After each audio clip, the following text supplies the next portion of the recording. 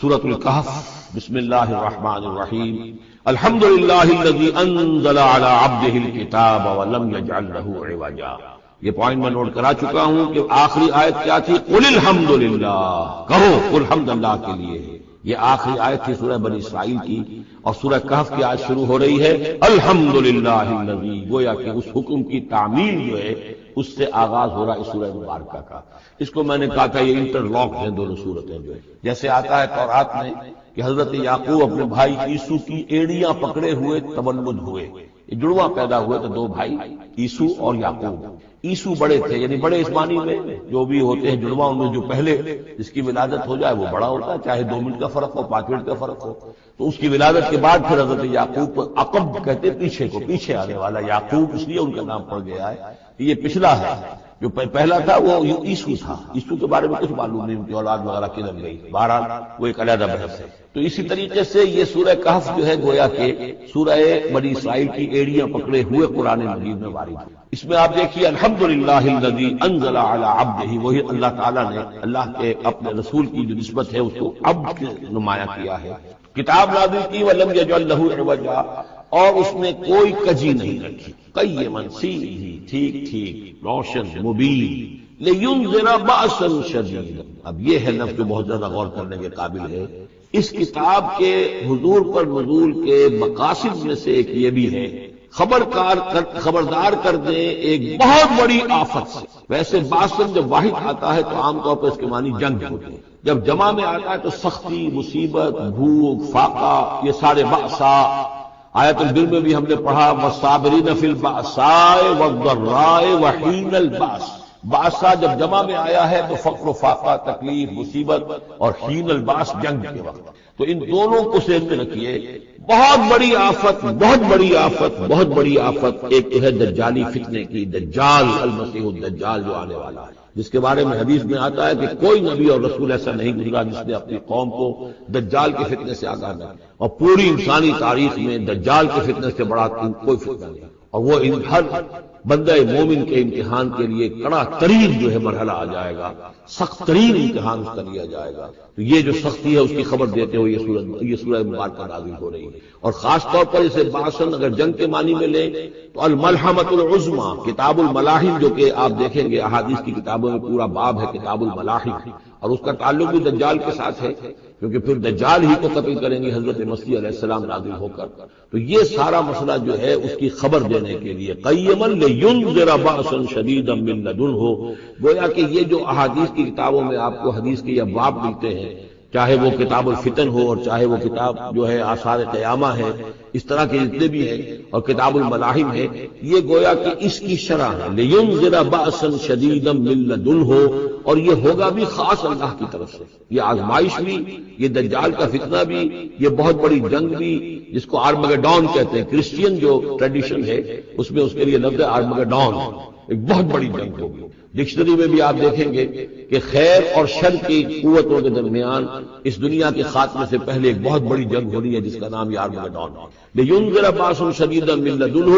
ویبشر المؤمنین الذین یعملون الصالحات، اور تاکہ بشارت دیں وہ ان اہل ایمان کو جو نیک عمل کرتے ہوں، ان لہم اجرا حسنا، کہ ان کے لیے ہوگا بہت اچھا بدلہ، ماکثین فیہ ابدا، اور وہ اس میں رہیں گے ہمیشہ ہمیشہ۔ یہ جو دجالی فتنہ ہے اس کے ساتھ ایک خاص مناسبت ہے سورہ مبارکہ کی۔ احادیث میں آتا ہے کہ دجالی فتنے کے اثرات سے بچنے کے لیے اس سورہ مبارکہ سے ذہنی اور قلبی رشتہ مفید ہے، اس کی تلاوت کرتے رہنا، خاص طور پر جمعے کے روز پوری سورہ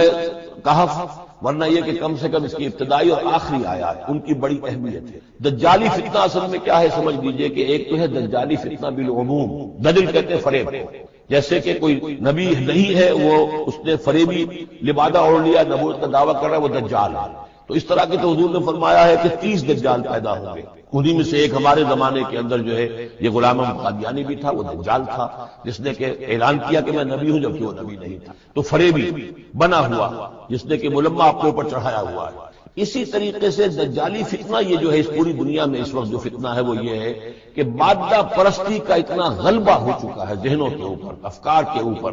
لوگوں کے نظریات کے اوپر، لوگوں کی اخلاق کے اوپر، لوگوں کے اقدار جو ہیں، ویلیوز جو ہیں اس کے اوپر، کہ وہ آخرت کو بالکل بھول گئے، اللہ کو بھول گئے، اسباب کے اندر گم ہے، مسبب الاسباب سے ظہور ہو گیا، دنیا ہی دنیا ہے، آخرت کو بھولے ہوئے ہیں، مادہ ہی مادہ ہے، روح سے کوئی سروکار ہی نہیں۔ یہ ہے بالعموم جس کا نام دجالی فتنہ ہے کہ حقیقت کے اوپر پردہ پڑا ہوا ہے، آخرت پر دنیا کا پردہ پڑا ہوا ہے۔ یہ دنیا جو ہے در حقیقت کیا ہے؟ وَمَا الْحَيَاةُ الدُّنْيَا إِلَّا مَتَاعُ الْغُرُورِ، یہ دھوکے کا سامان ہے۔ اصل زندگی کو اس میں ڈھانپا ہوا ہے، ہم نے یہ سمجھ لیا کہ زندگی یہی ہے، اسی کے لیے بھاگ دوڑ محنت صبح و شام، اسی کے مستقبل کی فکر ہے، لیکن اصل زندگی اس کی کوئی فکر ہی نہیں۔ باقی ایک دجال جو ہے جو آئے گا وہ معاملہ احادیث کے اندر بھی بڑی طوالت کے ساتھ ہے، اور اس میں کافی پیچیدگیاں بھی ہیں، بعض چیزیں جو ہیں ایک دوسرے سے کچھ مختلف بھی ہیں، اس میں پھر اہل علم کو بہرحال مطابقت پیدا کرنی پڑتی ہے۔ میں نے جہاں تک اپنی کوشش کی ایک رائے تک میں پہنچا ہوں، لیکن ابھی میں اسے بیان نہیں کر رہا ہوں۔ بہرحال دجالی فتنے کی خبریں موجود ہیں بہت شدت کے ساتھ، اور اس صورت کا پڑھنا جو ہے اس میں بہت مفید ہے۔ اس صورت کے مضامین کا دجالی فتنہ بالعموم سے کیا تعلق ہے وہ تو اس ہم دورہ ترجمہ دوران کے اس کے دوران بھی آپ کو معلوم ہو جائے گا، لیکن اس کے جو خاص بڑے مباحث ہیں، خاص طور پر یہ کہ ایک ہمارے بہت بڑے عالم گزرے ہندوستان میں اس صدی کے آغاز میں مولانا مناظر حسن گیلانی، انہوں نے اس میں باقاعدہ کتاب لکھی ہے، آپ کو مل جائے گی بازار میں بھی، اصحاب کہف کے جو کا معاملہ سورہ کہف کے مباحث ہیں ان کے۔ میں نے اس کو اپنی ایک تقریر کے اندر مجھے یاد دلایا گیا ہے آج کہ میں نے کبھی ایک کیسٹ میں اس کو سن 89 میں کسی خطاب جمعہ میں سورہ کہف کے مضامین کا خلاصہ بیان کیا تھا، جس کا عنوان ہے دنیا کی حقیقت۔ یہ خطاب جو ہے اور یہ کیسٹ یہاں موجود ہے، جو حضرات لینا چاہیں وہ اس کو دیکھیں، تاکہ یہ کہ ظاہر بات ہے تفاصیل زیادہ جو ہیں وہ میرے لیے ممکن نہیں ہے کہ اس دورہ ترجمہ کے دوران بیان کر سکیں۔ وَيُنذِرَ الَّذِينَ قَالُوا اتَّخَذَ اللَّهُ وَلَدًا، اور خبردار کر دے ان لوگوں کو جنہوں نے کہا کہ اللہ نے بیٹا بنایا۔ یہ ساری دجالیت جو ہے اس کی جڑ کیا ہے؟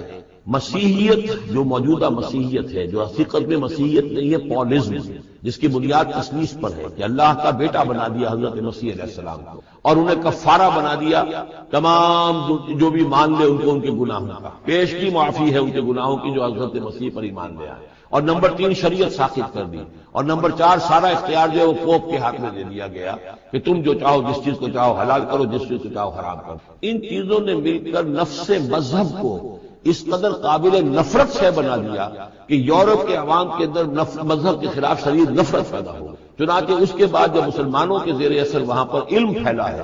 ہسپانیہ کی یونیورسٹیوں سے علوم اور فنون جو ہیں یہ فرانس اور اٹلی اور جرمنی کے نوجوان آتے تھے، اور وہاں آ کر وہ قرطبہ اور غرناطہ اور طریقہ کی یونیورسٹیوں سے پڑھ کر جاتے تھے، تو ان کے زیر اثر جو ایک ریفرمیشن شروع ہوئی، اصلاح مذہب، اور ایک رینائسنس، تحریک احیاء العلوم،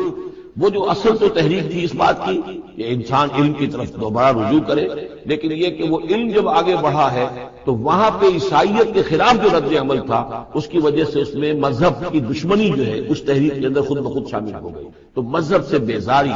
روحانیت کا انکار، آخرت سے بالکل بے پرواہی اور اس کا بھی انکار، اور خدا ہے یا نہیں ہے اس سے کوئی سروکار نہیں، یہ جو اس تہذیب کے اصل میں اثرات بنے ہیں سارے، یہ اسی غلطیوں کا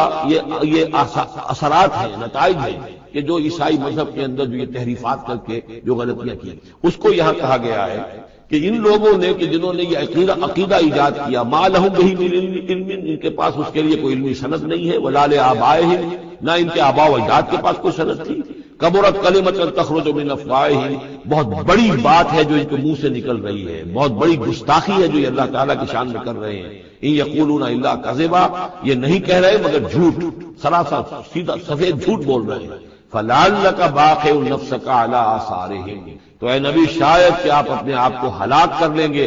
ان کے جو اثرات پڑنے والے ہیں، عیسائیت کے اس غلط عقیدے کے جو نتائج برآمد ہوئے ہیں، جب یہ نتائج ظاہر ہوں گے تو اتنے سنگین ہوں گے، فلعلک باخع نفسک، کہ ان کے احساس سے اور ان کے ادراک سے شاید کہ آپ اپنے صدمے سے اپنے آپ کو ہلاک کر لیں، ان لم یؤمنوا بہذا الحدیث اسفا، اگر یہ لوگ اس حدیث پر، اس قرآن پر، یہ بات جو بتائی جا رہی ہے اس پر ایمان نہ لائے، اپنے اس غلط عقیدے پر قائم رہے، اس غلط مذہب کو انہوں نے برقرار رکھا، تو اس کا جو رد عمل ہوگا نوع انسانی پر، اور اس سے تاریخ انسانی اور انسانی ثقافت جس غلط رخ پر پڑے گی، جو دجالیت کا فتنہ اسے جنم لے گا، ان تمام چیزوں کے اثرات سے شاید آپ کو اتنا صدمہ ہو کہ فَلَعَلَّكَ بَاخِعٌ نَفْسَكَ عَلَىٰ آثَارِهِمْ إِن لَّمْ يُؤْمِنُوا بِهَٰذَا الْحَدِيثِ أَسَفًا إِنَّا جَعَلْنَا مَا عَلَى الْأَرْضِ زِينَةً لَّهَا، ہم نے زمین کے اوپر جو کچھ ہے اسے اس کا گہنا بنا دیا ہے، بناؤ سنگار بنا دیا ہے، زینت بنا دیا ہے۔ یہ آپ نوٹ کر دیجئے، لفظ زینت اور زمین میں اس کی زیبائش اور آرائش، یہ اس سورہ مبارکہ کا عمود ہے،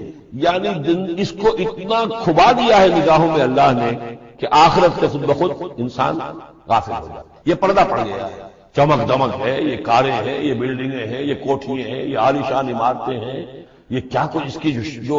یوں سمجھیے پومپ اینڈ شو جو ہے اس وقت دنیا کا، اور ظاہر بات ہے امریکہ میں جا کر دیکھیے تو جو کچھ یہاں دیکھ رہے ہیں اس سے 10 گنا 100 گنا 1000 گنا آپ کو نظر آئے گا، عقلیں دنگ ہو جاتی ہیں۔ نتیجہ کیا نکلتا ہے کہ انسان یہ سمجھتا ہے کہ اصل شے یہی مادہ ہی ہے، اصل ہدایت پہ یہی لوگ ہیں، یہی لوگ ہیں صحیح معنی میں کہ جنہوں نے واقعتاً علم حاصل کیا ہے، لہذا ان کی غلط تہذیب، ان کا غلط تمدن، ان کے تمام غلط ثقافت کے معاملات کے بھی ہم اسی طریقے سے پیروی کر رہے ہیں۔ یہ سارا مسئلہ جو ہے وہ اس لیے ہے کہ یہ چمک دمک دنیا کی زیبائش اور آرائش اس سے ہم متاثر ہیں۔ انا جعلنا ما علی الارض زینۃ اللہ، جو کچھ زمین کے اوپر ہے اسے ہم نے اسے اس کے لیے بناؤ سنگھار بنا دیا، لنبلوہم، تاکہ ہم آزمائیں ان کو، ایہم احسن عملا، کون ہے ان میں سے اچھے عمل کرنے والا۔ یعنی اب یوں دیکھیے وہ شعر جو ایک ہے، اگرچہ ذرا تھوڑا سا شان باری تعالیٰ کے اعتبار سے تو شاید اتنا مناسب نہ ہو، لیکن یہ کہ مفہوم کو ادا کرتا ہے کہ رخ روشن کے آگے شمع رکھ کر وہ یہ کہتے ہیں ادھر آتا ہے دیکھے یا ادھر پروانہ جاتا ہے۔ ایک طرف ذات باری تعالیٰ ہے اور ایک طرف یہ دنیا ہے، اس کی چمک دمک ہے۔ اب یہ پروانہ جو ہے یہ انسان، اس کا امتحان ہے، آیا یہ اللہ اور آخرت کی طرف جا رہا ہے یا دنیا کی طرف اور دنیا کی زیبائش اور آرائش کی طرف جا رہا ہے۔ جو زیبائش اور آرائش کی طرف چلا گیا وہ گیا، تباہ و برباد ہو گیا، فقط خسر خسران مبین۔ اور جس نے اس دنیا کی زیبائش اور آرائش اس سے منہ موڑ کر وہ جو حقیقت ہے، جو اصل حسن ازلی ہے اللہ تعالیٰ کا، اور اس کا جو جلال اور کمال ہے، اور جو آخرت کی نعمتیں ہیں ان کو اختیار کر لیا، وہ کامیاب ہو گیا۔ تو امتحان اتنا ہی ہے کہ رخ روشن کے آگے شمع رکھ کر وہ یہ کہتے ہیں ادھر جاتا ہے دیکھیں یا ادھر پروانہ آتا ہے۔ وَإِنَّا لَجَاعِلُونَ مَا عَلَيْهَا صَعِيدًا جُرُزًا، اور یہ کہ جو کچھ بھی اس پر ہے ہم ایک وقت آئے گا کہ اس کو بنا کر رکھ دیں گے جیسے کہ میدان جس میں سے کہ فصل کاٹ لی گئی ہے۔ جب قیامت ہوگی کیا ہوگا یہاں پر اسی زمین کو، نہ یہاں پہ کوئی وہ پہاڑ رہ جائیں گے کوٹ کوٹ کر چپٹی کر دی جائے گی، نہ یہ اب یہ آپ کے پاس جو ہے وہ اسکائی اسکریپرز رہ جائیں گے، نہ یہ اعلیٰ شان عمارتیں ہوں گی، کچھ نہیں ہوگا۔ یہ سب برابر ہوگا جیسے کہ کسی کھیت کے اندر فصل کاٹ لی جاتی ہے تو اب وہ پڑا ہوتا ہے ویران۔ وَإِنَّا لَجَاعِلُونَ مَا عَلَيْهَا صَعِيدًا جُرُزًا، ہم اسے کر کے چھوڑیں گے ایسا کھیت کہ جہاں پر چورا پڑا ہوا ہو، صرف بچا کھچا جو ہے وہ اس کا توڑی کا اور کچھ نہیں۔ ام حسبت ان اصحاب الکہف والرقیم کانوا من آیاتنا عجبا، اب یہاں سے اصحاب کہف کی بات شروع ہو رہی ہے، کیونکہ پوچھوایا تھا یہودیوں نے اصحاب کہف کون تھے۔ کیا تم سمجھتے ہو کہ اصحاب الکہف والرقیم، رقیم جو ہے ان کی تختی تھی ایک جس کے اوپر ان کے حالات لکھ کر، جو ان کے ایک جو کہف تھی ان کی غار جو تھی اس کے اوپر لگا دی گئی تھی، تو انہیں اصحاب الکہف بھی کہتے ہیں، اصحاب الرقیم بھی کہتے ہیں، یہ دونوں انہیں ایک ہی گروہ کے نام ہیں۔ کیا وہ تمہارے خیال میں ہماری بڑی عجیب آیات میں سے تھا؟ یعنی واقعی تو بات تو غیر معمولی تھی، لیکن حقیقت میں ہمارے ہاں تو ہماری تخلیق میں، ہماری صنائی میں اس سے ہزاروں گنا زیادہ عجیب باتیں ہوتی ہیں۔ ہمارے لیے تو کچھ ہے ہی نہیں کسی بھی درجے میں، تم سمجھتے ہو کہ شاید وہ بہت بڑی بات ہے۔ ام حسبت ان اصحاب الکہف والرقیم کانوا من آیاتنا عجبا اذ ابى الفتية الى الكهف، جبکہ وہ نوجوان آئے اپنے اس غار میں، فقالوا، اور انہوں نے کہا ربنا آتنا من لدنک رحمتا، پروردگار اب خاص اپنے خزانہ فضل سے ہمارے لیے رحمت کا بندوبست فرما، وہیئ لنا من امرنا رشدا، اور ہمارے لیے ہمارے معاملے کے اندر جو ہے وہ کوئی عافیت کا بندوبست فرما۔ فضربنا علی آذانہم، تو ہم نے تھپکی دے دی ان کے کانوں پر، فی الکہف سنین عددا، اسی وہ غار کے اندر جو ہے وہ سوتے رہے کئی سال۔ ابھی یہاں اس بات کو نہیں چھیڑا کتنے سال، سنین عددا، متعدد سال وہ سوتے رہے۔ ثم بعثناہم، پھر ہم نے انہیں اٹھایا، لنعلم ای الحزبین احصیٰ لما لبثوا امدا، تاکہ ہم دیکھیں کہ دو گروہوں میں سے کس کو صحیح معلوم ہے کہ کتنے عرصے وہ وہاں رہے تھے۔ اس کا ذکر آگے آ جائے گا۔ دو گروہ سے مراد کیا ہے؟ نحن نقص علیک نبأہم بالحق، اے نبی ہم آپ کو ان کا یہ قصہ سنا رہے ہیں، بیان کر رہے ہیں ان کے حالات حق کے ساتھ، صحیح صحیح بلا کم و کاش۔ انہم فتیۃ آمنوا بربہم، وہ چند نوجوان تھے جو ایمان لائے اپنے رب پر، توحید کے ساتھ ایمان لانے والے، وزدناہم ھدی، اور ہم نے ان کی ہدایت میں اور اضافہ فرمایا۔ وربطنا علی قلوبہم، ہم نے ان کے دلوں کو ڈھارس دی، مضبوطی دی، دلوں کے اندر ثبات پیدا کر دیا۔ اذ قاموا، جب وہ بادشاہ کے دربار میں کھڑے ہوئے، اور جیسے کبھی حضرت ابراہیم علیہ السلام نے بات کی تھی اسی طرح ڈٹ کر انہوں نے بات کی۔ اذ قاموا فقالوا، اور انہوں نے کہا ربنا رب السماوات والارض، ہمارا رب تو وہ ہے جو آسمانوں اور زمین کا رب ہے، ہم کسی اور رب کو ماننے کے لیے تیار نہیں، کسی اور دیوی کو، کسی دیوتا کو، کسی بت کو ہم ماننے کو تیار نہیں۔ لن ندعو من دونہ الہا لقد قلنا اذا شططا، ہم اس کے ایک الہ کے سوا کسی اور کو پکارنے کے لیے تیار نہیں ہیں، ہم نے اگر ایسی کوئی بات کہی تو عقل سے بہت دور کی بات ہو جائے گی۔ ہؤلاء قوم اتخذوا من دونہ آلہہ، یہ جو ہماری قوم ہے اس نے بہت سے آلہہ جو ہیں اختیار کر لیے ہیں اللہ کے سوا، انہوں نے اختیار کر لیے ہیں بہت سے آلہہ اس کے سوا۔ لولا یاتون علیہم بسلطان بین، تو کیوں نہیں وہ پیش کرتے ان کے اوپر کوئی دلیل، کوئی سند، کوئی اللہ کی طرف سے اتاری ہوئی سند ہو، کوئی آسمانی کتاب ہو۔ فمن ازلم ممن افترى علی اللہ کذبا، تو کون ظالم ہوگا اس شخص سے بڑھ کر کہ جس نے اللہ تعالیٰ کی طرف جھوٹ گھڑ کر منسوب کر دیا، اور اب اس کے بعد جب ان سے کہہ دیا گیا کہ ٹھیک ہے تمہارے لیے مہلت، اس کے اندر جو ہے تمہارے لیے اب مہلت صرف چند دن کی ہے، اس میں تم فیصلہ کر لو، اگر تم اپنے دین سے واپس نہیں پھرو گے اور ہمارے دین میں واپس نہیں آؤ گے، اپنے دین کو چھوڑ کر نئے دین کو، تو تمہیں ہم ہلاک کر دیں گے۔ اب یہ وہاں سے جا کر مشورہ کر رہے ہیں۔ وَإِذِ اعْتَزَلْتُمُوهُمْ، اور دیکھو جب تم نے اب ان سے اپنے آپ کو علیحدہ کر لیا ہے، وَمَا يَعْبُدُونَ إِلَّا اللَّهَ، اور ان ہستیوں کو بھی تم نے چھوڑ دیا جن کی وہ پرستش کرتے ہیں اللہ کے سوا،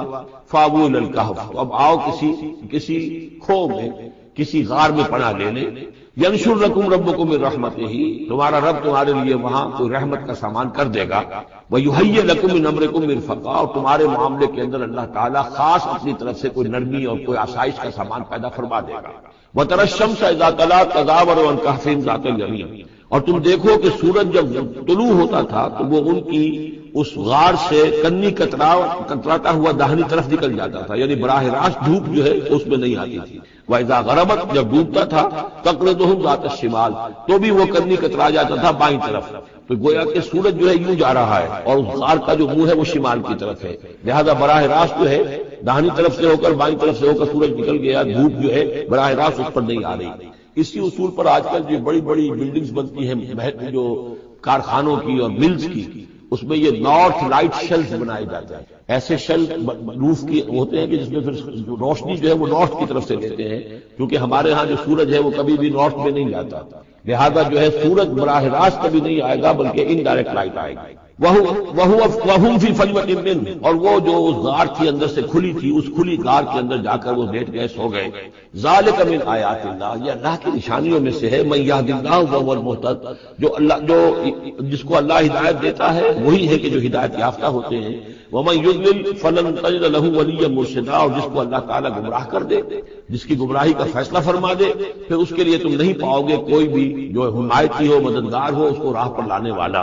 وَتَحْسَبُهُمْ أَيْقَاظًا، صورتحال ایسی تھی کہ تم اگر اس کو دیکھتے تو یہ سمجھتے کہ وہ جاگ رہے ہیں، وَهُمْ رُقُودٌ، حالانکہ وہ سو رہے ہیں۔ وَنُقَلِّبُهُمْ ذَاتَ الْيَمِينِ وَذَاتَ الشِّمَالِ، ہم ان کو کروٹیں بھی دلواتے رہے، داہنی طرف بھی بائیں طرف بھی، تاکہ یہ کہ وہ بیڈ سورز نہ ہو جائیں، ہم جدید اصطلاح میں اگر استعمال کریں تو کروٹ بھی دلوا رہا ہے اللہ تعالیٰ کو ہر قدرت حاصل ہے، اس کے فرشتے معمور ہیں جو کر رہے ہیں، نرسنگ بھی ہو رہی ہے۔ ذات الشمال وکلبہم باسط ذراعیہ بالوسید، ان کا ایک کتا بھی تھا جو اپنے دونوں ہاتھ پھیلا کر، دونوں اگلے جو ہیں پاؤں جو ہاتھ اس کو سمجھیے، وہ اس کے کوئی بہت ہی خوخار قسم کا کتا تھا جو اس غار کے منہ پر اپنے دونوں ہاتھ پنجے آگے پھیلا کر بیٹھا ہوا زور سے۔ اس کا نتیجہ کیا نکلتا تھا؟ لو اطلعت علیہم، اگر اچانک تمہارا کہیں وہاں گزر ہو جائے، لولیت منہم فرارا ولملیت منہم رعبا، تو وہاں سے تمہارے اوپر رعب طاری ہو جائے، خوف طاری ہو جائے، اور وہاں سے تم بھاگو۔ تو بڑا بھیانک منظر ہے، ایک کہف ہے، اندر اندھیرا ہے، اور آگے جو ہے بڑا کوئی ٹیریئر بل قسم کا کتا جو ہے وہ بیٹھا ہوا ہے، خوفناک قسم کا، اس نے اپنے پنجے بھی آگے کیے ہوئے ہیں۔ وَلَمُلِئْتَ مِنْهُمْ رُعْبًا وَكَذَلِكَ بَعَثْنَاهُمْ، اسی طرح پھر ہم نے انہیں ایک وقت میں اٹھایا، لِيَتَسَاءَلُوا بَيْنَهُمْ، تاکہ وہ آپس میں ایک دوسرے سے سوال کریں۔ قَالَ قَائِلٌ مِّنْهُمْ كَمْ لَبِثْتُمْ، ان میں سے ایک نے کہا کتنے عرصے یہاں ہم رہے ہوں گے، کیا خیال ہے آپ کا؟ قالوا لبثنا یوما او بعض یوم، انہوں نے کہا کہ ہم رہے ہوں گے ایک دن یا دن کا کچھ حصہ، تھوڑی سی نیند ہم نے دی، استراحت کیا اور کیا کیا۔ قالوا ربکم اعلم بما لبثتم، اور کیا انہوں نے کہا چھوڑو اس بات کو، اللہ تمہارا جانتا ہے کتنی دیر رہے، 2 گھنٹے رہے، 2 دن رہے، کیا پتا، ہمیں کیا معلوم۔ فابعثوا احدکم بورقکم هذه، تو لو یہ چاندی کا سکہ، ورق جو ہے چاندی کو کہتے ہیں، تو اس کو دے کر ایک آدمی کو بھیجو الی المدینہ، شہر کی طرف، فلینظر، وہ دیکھے، ایھا ازکی طعاما، کہاں سے کوئی پاکیزہ خوراک مل سکے۔ ظاہر بات ہے کہ وہ ان کا جو تصورات تھے، موحد بھی تھے تو پاکیزہ کھانا بھی چاہتے تھے۔ ایھا ازکی طعاما فلیاتکم برزق منہ، تو اس میں سے کچھ ہمارے لیے راشن لے آئے، ولیتلطف، اور دیکھے کہ وہ نرمی کرے، کسی سے جھگڑ نہ پڑے، کہیں کسی جھگڑ پڑا اور جھگڑنے کی وجہ سے پھر کوئی شکل ہو جائے تو ہم تک لوگ پہنچ جائیں، تو بڑی نرمی کے ساتھ وہ معاملہ کرے۔ یہ ولیتلطف نوٹ کر لیجئے، یہ تعداد حروف کے اعتبار سے قرآن مجید کا نصف، ولیتلطف کا تے نصف اول میں ہے، نام یہ نصف ثانی میں، یہ عین نصف ہے، تعداد حروف، الفاظ نہیں، حروف، الفابیٹس جو ہے، جو حروف کی گنتی کی گئی ہے اس کے اعتبار سے یہ ٹھیک نصف ہو گیا، آدھے حروف اس کے تا پر پورے ہو گئے اور بقیہ آدھے جو ہیں شروع ہو رہے ہیں لام سے۔ ولیتلطف، اور نرمی کا معاملہ رکھے، ولا یشعرن بکم احدا، اور ایسا نہ ہو کہ وہ ہمارے اوپر متنبع کر دے، لوگوں کو مطلع کر دے، اس کا ذریعہ بن جائے۔ ان یظہروا علیکم، اگر وہ تمہارے اوپر غالب آ گئے اور قابو پا لیا انہوں نے تم پر، یرجموکم، یا تو تمہیں رجم کر دیں گے، اب سنسار کر دیں گے، او یعیدوکم فی ملتہم، یا تمہیں مجبور کریں گے اور اپنی ملت میں، اپنے دین میں وہ واپس لے جائیں گے۔ ولن تفلحوا اذا ابدا، اور اگر ایسا ہو گیا کہ پھر ہمیشہ سے تم فلاح سے دور ہو جاؤ گے، پھر نہیں پا سکو گے فلاح کبھی بھی۔ وَكَذَلِكَ أَعْثَرْنَا عَلَيْهِمْ، اس طرح ہم نے مطلع کر دیا ان لوگوں پر، یعنی اب وہاں کے لوگوں نے، شہر کے لوگوں کو مطلع ہو گئے کہ یہ لوگ، ظاہر بات ہے کہ بڑا چرچا ہو گیا ہوگا یہ کون ہے۔ اب اس نے بات بتائی، پھر وہ آئے تو معلوم ہوا کہ ہاں واقعتاً ان کے حالات کوئی 7 آدمی تھے، ہوتے تھے ایک زمانے میں، اور وہ کہیں روپوش ہو گئے تھے، گم ہو گئے تھے، کہیں نہیں ملے تھے، پوری مملکت میں تلاش کیا گیا تھا، پھر ان کے حالات ایک تختی کے اوپر لکھ کر جو ہے وہ خزانے میں رکھ دیے گئے تھے، وہ تختی کہیں نکلوائی گئی، 300 برس سے زائد پرانی بات تھی، اس کے اوپر وہ قصہ پورا کا پورا لکھا ہوا مل گیا، تو وہ ساری چیز جو ہے وہ بات کھل گئی۔ وَكَذَلِكَ أَعْثَرْنَا عَلَيْهِمْ، اور اس طرح ہم نے یہ بات ظاہر کر دی ان پر، لِيَعْلَمُوا، اب اس سے کیا کیا چیزیں واضح ہوئی، ان وعد اللہ حق وان الساعۃ لا ریب فیہا، اللہ کا وعدہ سچا ہے اور یہ کہ قیامت کے بارے میں کوئی شک نہیں ہے، آتیۃ لا ریب فیہا، وہ آ کر رہے، اس لیے کہ جب 300 برس تک ایک آدمی سویا رہ سکتا اور پھر وہ اٹھ گیا تو کیا مشکل ہے اللہ کے لیے کہ وہ جو مر چکے ہوں ان کو دوبارہ زندہ کر دے۔ اذ یتنازعون بینہم امرہم، اب وہ ان کے بارے میں آپس میں جھگڑنے لگے کہ کیا کرنا چاہیے ان کا معاملہ، وہ تو جا کر اپنی غار کے اندر دوبارہ سو گئے اور اب اللہ نے ان کے اوپر موت جو ہے حقیقی موت وارد کر دی، اب کیا کرنا چاہیے۔ اذ یتنازعون بینہم امرہم، تو انہوں جبکہ وہ آپس میں جھگڑ رہے تھے، فقالوا ابنوا علیہم بنیانا، کچھ لوگوں نے کہا کہ یہاں پہ ایک یادگار تعمیر کر دی جائے، ایک عمارت تعمیر کی جائے، معلوم ہو کہ یہاں اتنا بڑا واقعہ ہوا ہے تو اس کے پاس ایک یادگار تعمیر ہو۔ ربہم اعلم بہم، ان کا رب ان سے اب بہتر واقف ہے۔ قال الذین غلبوا علی امرہم، تو جن لوگوں کی بات مانی گئی، جو غالب آئے اپنی رائے کے اعتبار سے، انہوں نے یہ کہا لنتخذن علیہم مسجدا، کہ اب ہم یہاں پر ایک مسجد تعمیر کریں گے ان کی یاد میں۔ اب یہاں تک کا واقعہ بیان کر کے فرمایا سیقولون ثلاثۃ رابعہم کلبہم، یہ لوگ کہیں گے کہ وہ 3 تھے اصحاب کہف اور چوتھا تھا ان کا کتا، ویقولون خمسۃ سادسہم کلبہم، اور کچھ یہ کہیں گے کہ نہیں وہ 5 تھے اور چھٹا تھا ان کا کتا، رجمم بالغیب۔ یہ ساری باتیں جو یہ کہہ رہے ہیں یہ اندھیرے کے اندر تامکٹوئیاں ہیں، یہ تیر تکے چلا رہے ہیں اندھیرے کے اندر۔ وَيَقُولُونَ سَبْعَةٌ وَثَامِنُهُمْ كَلْبُهُمْ، اور ان میں سے کچھ وہ بھی ہیں جو کہتے ہیں کہ وہ 7 تھے اور 8واں ان کا کتا تھا۔ قُلْ رَبِّي أَعْلَمُ بِعِدَّتِهِمْ، کہہ دیجئے کہ میرا رب زیادہ بہتر جانتا ہے کہ ان کی تعداد کتنی تھی۔ مَا يَعْلَمُهُمْ إِلَّا قَلِيلٌ، نہیں جانتے اس چیز کو مگر بہت کم لوگ۔ یہاں قرآن مجید نے صراحت تو نہیں کی، لیکن مفسرین کا کہنا یہ ہے کہ بٹوین دی لائن بتا دیا کہ یہی رائے صحیح ہے، اس لیے کہ ثلاثۃ رابعہم کلبہم، خمسۃ سادسہم کلبہم، درمیان میں واو نہیں ہے، لیکن سبعۃ وثامنہم کلبہم اس کے اندر جو ہے زور ہے، دوسرے یہ کہ جب وہ جاگے تھے تو ایک نے سوال کیا تھا کتنے دن ہم رہے ہوں گے، پھر جواب میں 3 نے کہا تھا ایک دن، یا اس کا کچھ حصہ اس لیے کہ 3 سے کم پر جمع کا اطلاق نہیں ہو سکتا۔ قالو جو ہے صیغہ جمع کا ہے، 3 سے کم پر نہیں، 2 ہوتے تو قالا ہوتا۔ اسی طریقے سے پھر جنہوں نے یہ کہا کہ چھوڑو اس مسئلے کو اور کسی کو بھیجو کھانا لانے کے، وہ بھی کم سے کم 3 تھے، اس لیے کہ وہ بھی قالو کے لفظ کے ساتھ ہے، تو 3 جمع 3 اور ایک پوچھنے والا، وہ 7 بن گئے۔ ویسے یہ کہ گبن کی کتاب میں میں نے آپ کو بتایا 7 سلیپرز، یہ گویا کہ ان کی ہاں بھی جو ٹریڈیشنز ہیں، ان کی روایات جو تاریخی چلی آ رہی ہیں، ان میں یہ کہانی کے طور پر یہ چیز موجود ہے ان کے لٹریچر کے اندر۔ تو گویا کہ اللہ نے تائید اسی کی ہے، لیکن یہ کہ اس میں جھگڑنے کی ضرورت کیا ہے؟ فلا تمہارے فیہم الا مران ظاہرا، تو اس معاملے کے اندر اے نبی آپ ان سے کچھ زیادہ جھگڑیے مت، ولا تستفت فیہم منہم احدا، اور نہ ہی ان چیزوں کے بارے میں ان میں سے کسی سے پوچھیے، اس لیے کہ یہ چیزیں ایسی نہیں ہیں، اسی میں ہمارے لیے ہدایت ہے۔ جو چیز دینی اعتبار سے اہم نہ ہو، اور جو خاص طور پر جو ہمارے لیے جو اصل مسئلہ اس وقت ہے، اقامت دین کی جد و جہد اصل مسئلہ، اس کے اعتبار سے جس کی اہمیت نہ ہو، اس کے بارے میں زیادہ چھان بین کرنا، زیادہ بحث و نظام میں پڑھنا جو ہے وقت ضائع کرنا، بلکہ وہ اپنی اس جد و جہد کو نقصان پہنچانے والی بات ہے۔ فلا تمہارے فیہم الا مران ظاہرا ولا تستفت فیہم منہم احدا ولا تقولن لشیء، یہ بہت اہم واقعہ آ رہا ہے یہاں۔ اس واقعے میں حضور صلی اللہ علیہ وسلم سے ایک سہو ہو گیا تھا۔ جب یہ سوالات کیے گئے تو حضور نے فرمایا ٹھیک ہے میں اس کا جواب دے دوں گا، تم آنا، اور یہ کہ انشاءاللہ نہیں کہا، کل تم آنا میں تمہیں جواب دے دوں گا، انشاءاللہ نہیں، صاف ہو گیا، غلطی ہو گئی۔ لیکن یہ کہ اللہ تعالیٰ نے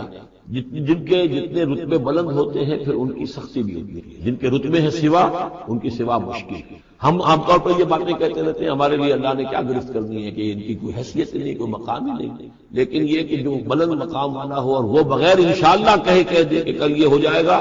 اور انشاءاللہ نہ کہے تو اس پر پھر گرفت ہو۔ تو حضور کی کئی دن گزر گئے کہ جبرائیل نہیں آئے، اور آپ کے لیے پھر ایک مشکل پیدا ہو گویا کہ مخالفین نے تالیاں پیٹتی ہوگی، چلو بس فیل ہو گئے، ناکام ہو گئے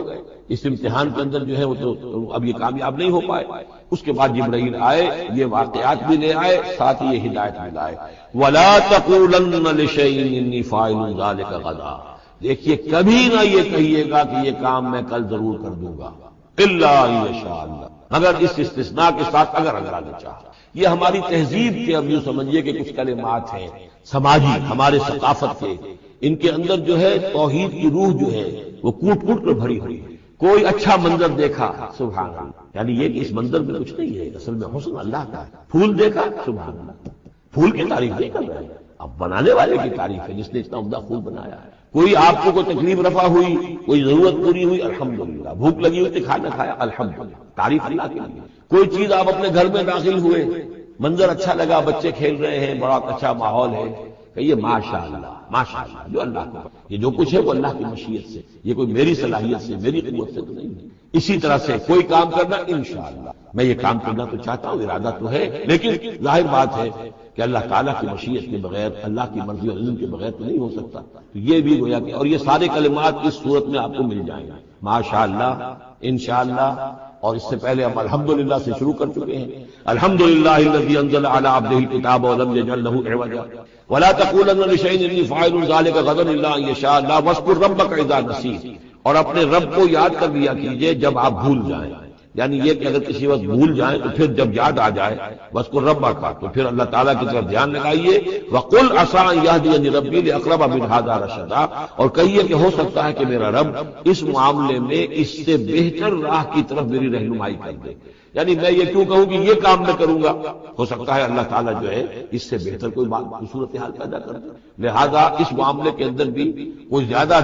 جازم ہو جانا نہیں چاہیے، بلکہ معاملات کو تفویض الامر الی اللہ، سپردم بتو مایا خیشرا تو دانی حساب کم و بیشرا، تو اس طریقے سے انسان جو ہے اللہ تعالیٰ کے حوالے کیے رکھے۔ وَلَبِثُوا فِي كَهْفِهِمْ ثَلَاثَ مِائَةٍ سِنِينَ وَازْدَادُوا تِسْعًا، اور وہ رہے اپنی اس غار میں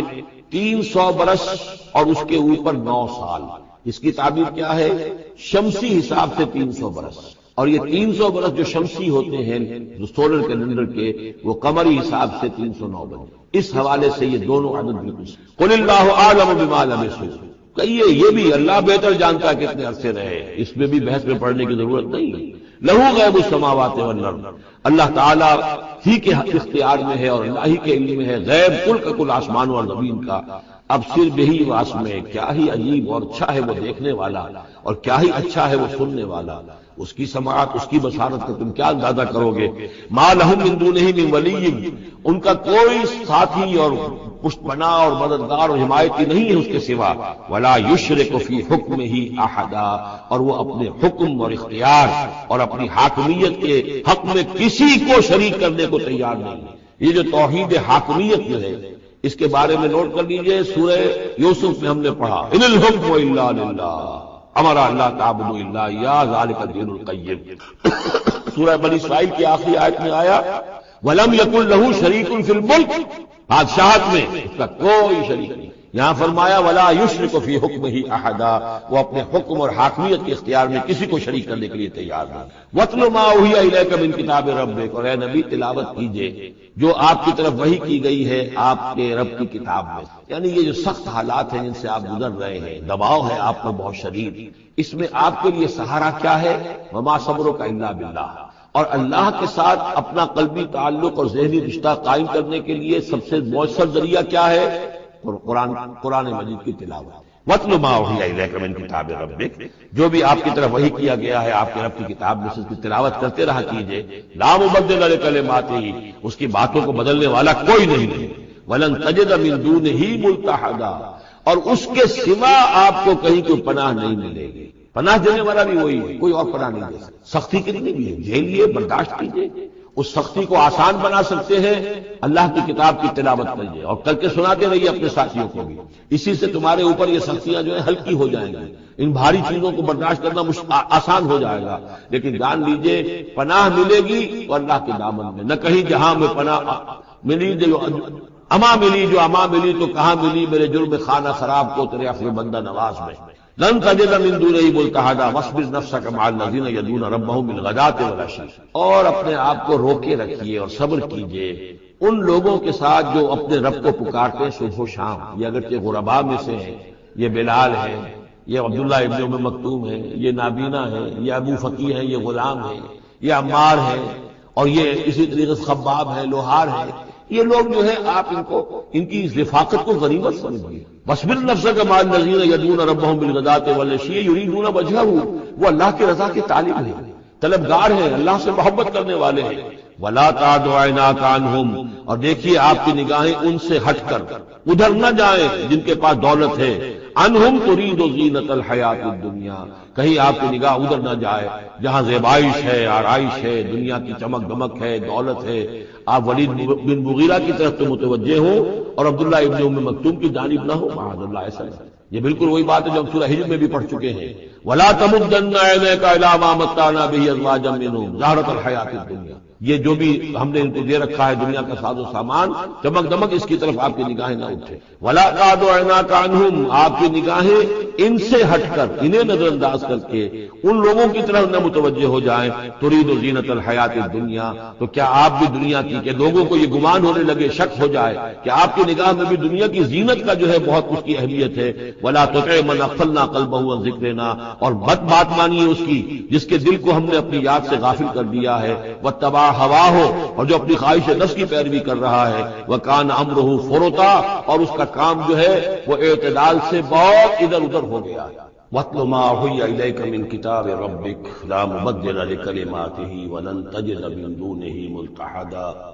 واصبر نفسك مع الذين يدعون ربهم بالغداة والعشي يريدون وجهه ولا تعد عيناك عنهم تريد زينة الحياة الدنيا ولا تطع من أغفلنا قلبه عن ذكرنا واتبع هواه وكان أمره فرطا وقل الحق من ربكم فمن شاء فليؤمن ومن شاء فليكفر إنا أعتدنا للظالمين نارا أحاط بهم سرادقها صدق الله العظيم۔ اور پڑھا کرو اس میں سے کہ جو وحی کیا گیا ہے آپ کی جانب آپ کے رب کی کتاب میں سے، اس کی باتوں کا بدلنے والا کوئی نہیں، اور نہیں پاؤ گے تم اپنے لیے اس کے سوا کوئی اور جائے پناہ۔ تھامے رکھو، روکے رکھو اپنے آپ کو ان لوگوں کے ساتھ جو پکارتے ہیں اپنے رب کو صبح و شام اور چاہتے ہیں اس کی رضا، طالب ہیں اس کے روئے انور کے، اور نہ دوڑیں آپ کی نگاہیں ان سے ہٹ کر آپ کہ دنیا کو یہ محسوس ہو، یہ مغالطہ ہو کہ ترید و زینت الحیات الدنیا۔ یہ ذرا مشکل مقام ہے قرآن مجید کا، کہ بظاہر تو الفاظ یہ ہیں کہ آپ کی نگاہیں دنیا کی زیبائش اور آرائش کی تلاش میں ان فقراء اور غرباء سے ہٹ کر امراء کی طرف نہ اٹھے، لیکن ظاہر بات ہے کہ حضور صلی اللہ علیہ وسلم کی یہ شان نہیں تھی، لہذا اس میں جو بات سمجھ میں آتی ہے وہ یہ ہے کہ ایسا نہ ہو کہ آپ کے التفات کی وجہ سے دنیا یہ محسوس ہے کہ ان کی نگاہ میں بھی وقت اور اہمیت جو ہے وہ دنیاوی مال و دولت اور اسباب کی۔ کسی داعی حق کے لیے یہ معاملہ بہت ہی نازک ہوتا ہے کہ ایک طرف جو حالات و واقعات ہیں اس کے اعتبار سے، جو حقائق ہیں اس کے اعتبار سے، معاشرے کے جو اونچے طبقات ہوتے ہیں جو وہاں سرداری یا کسی اور طرح کی سربراہی کے منصب پر فائز ہوں یا ان کے پاس فراوانی ہو دولت کی، اب ظاہر بات ہے کہ ان کا ایک اثر و رسوخ ہوتا ہے معاشرے، ان میں سے کوئی ایک شخص ایمان لے آئے تو وہ بہت سے لوگوں کے برابر ہو جائے گا، جیسے حضرت عمر رضی اللہ تعالیٰ عنہ اور ابو جہل کو حضور نے دونوں کو پیش کیا اللہ کے سامنے کہ اللہ ان میں سے ایک کو ضرور میری جھولی میں ڈال دے۔ ظاہر بات ہے کہ اس سے اسلام کو تقویت حاصل ہے، اور اس سے یہ ہے کہ جن مسلمانوں پر کا قافیہ تنگ ہوا ہے، جن کو ستایا جا رہا ہے، اگر کوئی بڑا آدمی ایمان لے آئے گا تو ان کو بھی سہارا ملے گا، جیسے کہ حضرت عمر اور حضرت حمزہ کے ایمان لانے کے بعد جو غرباء تھے، فقراء تھے اور جو غلام تھے انہیں ستایا جا رہا تھا، انہیں کچھ ریلیف ملا۔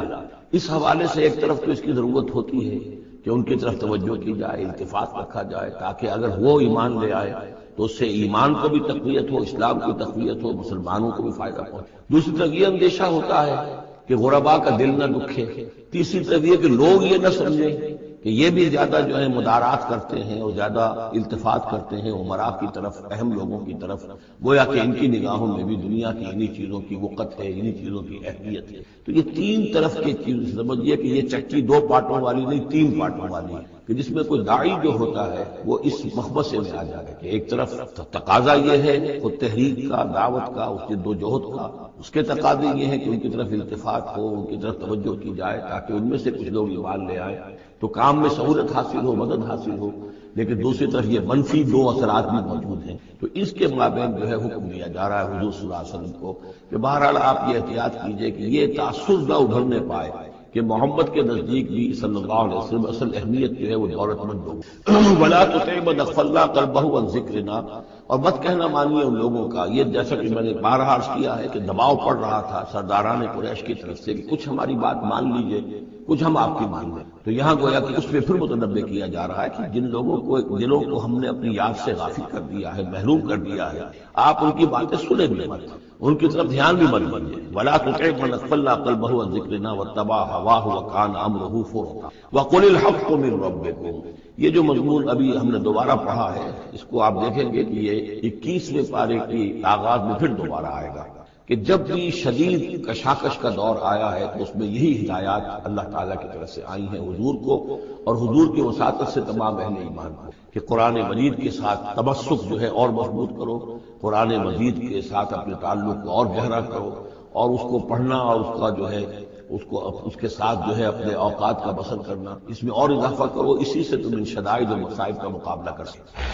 وَقُلِ الْحَقُّ مِن رَبِّكُمْ، اور کہہ دیجئے یہ حق ہے میرے رب کی طرف، تمہارے رب کی طرف سے جو میں پیش کر رہا ہوں۔ فَمَن شَاءَ فَلْيُؤْمِنْ وَمَن شَاءَ فَلْيَكْفُرْ، تو اب جو چاہے ایمان لائے، جو چاہے کفر کرے۔ یہ بالکل وہی بات ہے جو سورۃ الدہر میں کہی گئی ہے کہ اما شاکرا و اما کفورا، ہم نے پورا اختیار دے دیا، انا ہدیناہ السبیل اما شاکرا و اما کفورا، یہ اختیار ہم نے انسان کو دیا ہے، چاہے شکر گزار بندہ بنے، چاہے کفران نعمت کی روش اختیار کرے۔ تو یہاں انداز یہ ہے کہ آپ ان کفار سے کہہ دیں کہ میں دعوت پیش کر رہا ہوں، اب تمہیں ایمان لانا ہے لاؤ، کفر کرنا ہے کفر کرو، لیکن بین کی کوئی بات نہیں ہو سکتی، کوئی گیو اینڈ ٹیک، کوئی جو ہے کمپرومائز یہ ممکن نہیں۔ قل الحق من ربکم، ٹیک اٹ اور لیو اٹ، یہ حق ہے تمہارے رب کی طرف سے، چاہے اسے چھوڑ دو تو پورے کو چھوڑنا ہوگا، قبول کرنا ہے تو پورے کو کرنا۔ فمن شاء فلیؤمن ومن شاء فلیکفر، انا اعتدنا للظالمین نارا،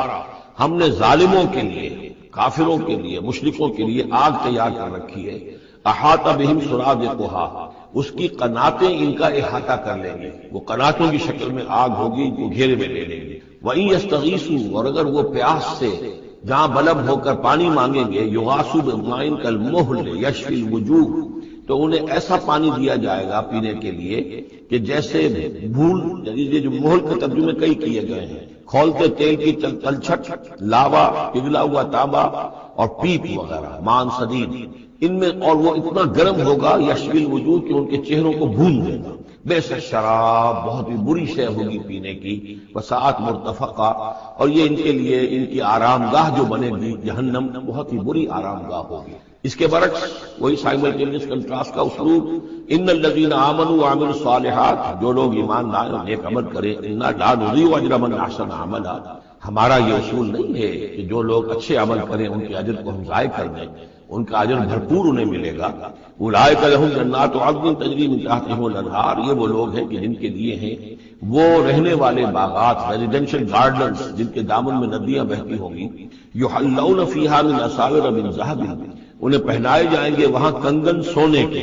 وَيَلْبَسُونَ ثِيَابًا خُضْرًا مِّن سُندُسٍ، اور ان کو وہ پہنیں گے وہاں پر کپڑے سبز رنگ کے، باریک ریشم کے اور گاڑھے ریشم کے، یعنی اوپر کا لباس جو ہوگا وہ باریک ریشم کا ہوگا اور جو نیچے کا لباس ہوگا وہ گاڑھے ریشم کا ہوگا۔ متکئین فیہا علی الارائک، اور وہ وہاں پر تکیہ لگائے ہوئے، ٹیک لگائے ہوئے بیٹھے ہوں گے تختوں کے اوپر۔ نعم الثواب، کیا ہی اچھا بدلہ ہوگا، وحسنت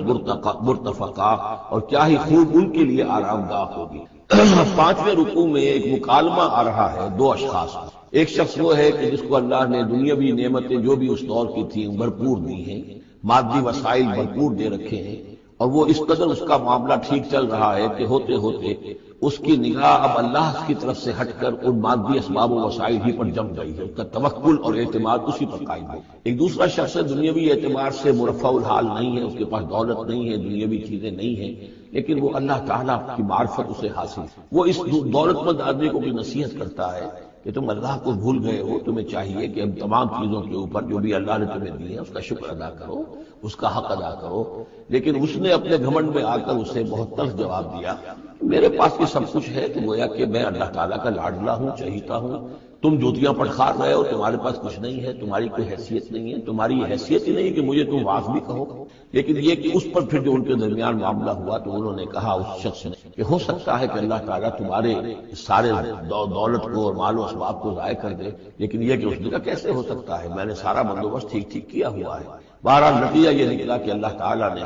اس کی اس پوری دولت کو ایک طریقے سے ضائع کر دیا، اور پھر وہ اپنے ہتھیلیاں ملتا رہ گیا، کف افسوس ملتا رہ گیا، اور اس نے کہا ہائے کاش کہ میں نے اپنے رب کے ساتھ شرک نہ کی۔ حالانکہ اس پورے رکوع میں کہیں کسی دیوی کا، دیوتا کا، کسی اور الہا کا کہیں ذکر، تو اس رکوع میں سمجھنے کی بات یہ ہے کہ ایک شرک ہے مادہ پرستی کا شرک، مادی اسباب و وسائل پر اتنا تکیہ ہو جائے، اتنا توکل ہو جائے، اتنا اعتماد ہو جائے کہ پھر اللہ تعالیٰ کو انسان بھول جائے، مسبب الاسباب پر سے نگاہ ہٹ جائے، اور وہ سمجھے کہ سارا اعتماد اور توکل میرا ان مادی اسباب و وسائل پر ہے۔ تو یہاں گویا کہ اس نے ان مادی وسائل و اسباب ہی کو اپنا معبود بنا لیا۔ تو یہ شرک ہے جو اس دور کا سب سے بڑا شرک۔ اس دور میں بت پرستی کا شرک بہت کم رہ گیا ہے، اب ستارہ پرستی کا شرک کہاں رہ گیا ہے؟ کون لوگ ہیں جو ستاروں کو پوجتے ہیں؟ اب تو انسان سمجھتا ہے ستاروں تک تو ہم پہنچ ہی جائیں گے،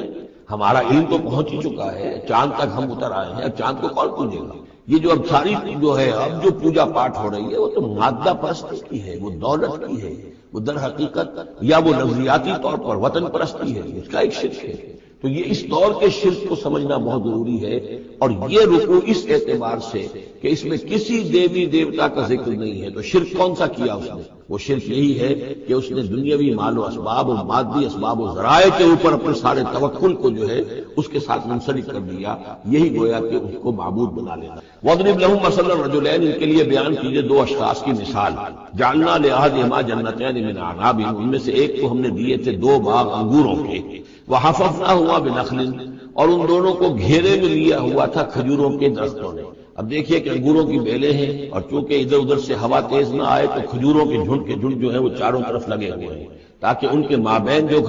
اس کے انگوروں کی بیلیں ہیں وہ بڑی محفوظ ہیں۔ وجعلنا بینہما زرعا، ان کے درمیان کھیتی بھی تھی، یعنی یہ کہ اناج کا سامان بھی ہے اور انگوروں کی بیلیں بھی ہیں، اور یہ کہ کھجوروں کے درخت بھی ہیں۔ کلتا الجنتین آتت اکلہا، اور وہ دونوں باغات اپنا پھل دیتے تھے، ولم تظلم منہ شیئا، سال بسال پھل آ رہا ہے، سال ہر سال ہو گئے، ہر سال پھل آ رہا ہے، اس میں کوئی کمی نہیں کرتے تھے۔ جب یہ چیز چلتی رہتی ہے تو آدمی کا خود بخود ایک توکل جو ہے وہ اس چیز کے ساتھ وابستہ ہوگا، وہ بھول جاتا ہے کہ اس کی اللہ تعالیٰ کے فضل و کرم سے ہے، یہ اللہ کے اذن سے ہے، بلکہ یہ کہ وہ انہی چیزوں کو سمجھ بیٹھتا ہے کہ یہ دائم ہے اور قائم ہے۔ وَفَجَّرْنَا خِلَالَهُمَا نہرا، اور ہم نے ان کے مابین ایک نہر بھی نکال دی تھی، آب پاشی کا بھی پورا نظام موجود ہے۔ وَكَانَ لَهُ ثَمَرٌ، اور اس کے میوے بھی تھے، یعنی یہ بھی تھا کہ باغ جو ہے پھلا ہوا اس وقت، انگور بھی ہیں اور کھجور بھی جو ہے درخت جو ہے لدے ہوئے ہیں۔ اور ایک اس کا مفہوم یہ بھی ہے میرے نزدیک زیادہ راجح ہے کہ اس کو اولاد بھی اللہ نے خوب دی، جیسے درختوں پر پھل لگتا ہے تو انسان کے لیے اس کی اولاد جو ہے اس کے پھل کی حیثیت ہے، تو گویا کہ اس کو اولاد بھی ملی تھی۔ فقال لصاحبہ وهو يحاوره، تو کہا اس نے اپنے ساتھی سے، ان سے وہ گفتگو کر رہے تھے، آپس میں گفتگو کر رہا، انا اکثر منک مالا واعز نفرا، میں تم سے کہیں بڑھ کر ہوں مال میں اور نفری میں۔ اب یہ نفری کے حوالے سے میں نے کانا لہو ثمر، اس کے بیٹے بھی تھے، اولاد بھی تھی، تو اس کے حوالے سے وہ نفری کی بات بھی کر رہا ہے، میرے بازو بھی بہت ہیں۔ ودخل جنتہ، اور وہ داخل ہوا اپنے باغ میں، وہو ظالم لنفسہ، اور وہ اپنے جان پر ظلم کر رہا تھا، یعنی اسی گمراہی کے اندر مبتلا تھا۔ قال ما اظن ان تبید هذه ابدا، انہوں نے کہا میں نہیں سمجھتا کہ یہ باغ بھی کبھی اجڑ سکتا ہے۔ کیا مجھے دھمکا رہے ہو کہ اللہ تعالیٰ جو ہے کہیں تم میری یہ دولت سلب نہ کر لے؟ دیکھو میں نے کھجوریں کس حساب سے یہاں پر لگائی ہیں کہ کوئی اگر آئے بھی، کوئی باد سرسر آئے یا کوئی اور بھی ہوا کا تیز لو کے جھونکے آئے تو وہ میری انگوروں کے بیروں تک نہ پہنچے۔ یہ گویا کہ سینٹینلز کھڑے ہوئے ہیں، کھجور کے درخت جو ہیں وہ روک رہے ہیں۔ پھر میں نے یہاں پہ آب پاشی کا نظام ہے، میرے نہر چلی ہوئی ہے۔ ما اظن ان تبید هذه ابدا، میں نہیں سمجھتا کہ میرا یہ باغ جو ہے کبھی یہ کہ برباد بھی ہو سکتا ہے۔ وما اظن الساعة قائمة، اور یہ جو تم